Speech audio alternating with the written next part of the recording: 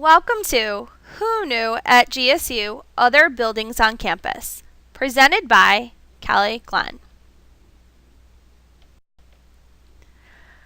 You may have seen some of these buildings on campus, but others are tucked away. Today, we will discover GSU's buildings, the President's House, the Barn, the Wagner House, and the Environmental Biological Field Station.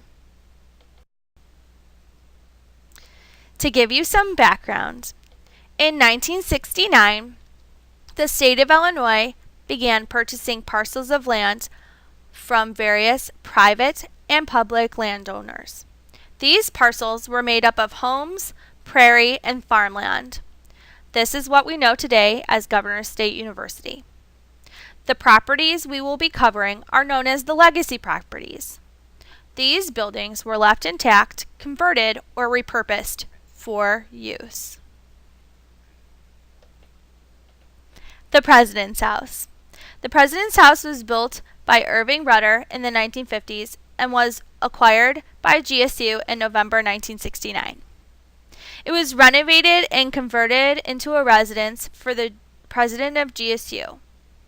It was used as a residence until 1993 when it was converted to the conference center. The facilities remain for general university functions, including the physical and occupational therapy programs. This is one of the buildings that is tucked away and is a beautiful walk from main campus. It can be found on campus maps as the conference center. The barn and the house next to it belong to the Hantack family. There are two sections of the barn, and these two sections can be set apart by their roofs. The back part was dated back to 1880s, and you can see it depicted in the bottom picture. It has a gabled roof or pointed roof.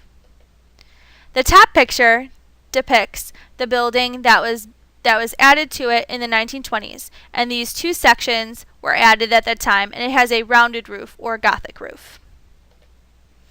This is a very important building on campus because it helps represent our rural history that we have.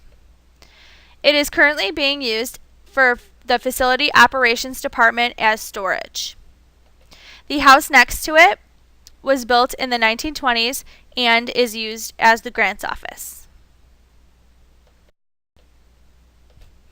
The Wagner House, also known as the Crab House, was acquired in 1969 and is located off of Skunkle Road on the right-hand side just past the train tracks on your way to Governor State University. It has not been used as an office since 2004, and it is being decommissioned to widen the road, which is awesome for us students. Until 2004, it was used as an office for the Alumni Relations and the GSU Foundation. The Environmental Biological Field Station. This was once owned by a woman named Millie Merrick, who was allowed to occupy the property for 30 years before it was turned over to GSU for its current use. I went on a trek to find the station, but only saw these signs. It is very beautiful back there. There is a lot of nature. I know this is such a great benefit to our Department of Sciences that we do have, so I hope one day I can get a tour of the biological field station. I just wanted to give special thanks to Lewis Schultz from the Facilities Department at GSU for helping me with the information for this video. So thank you very much, Lewis.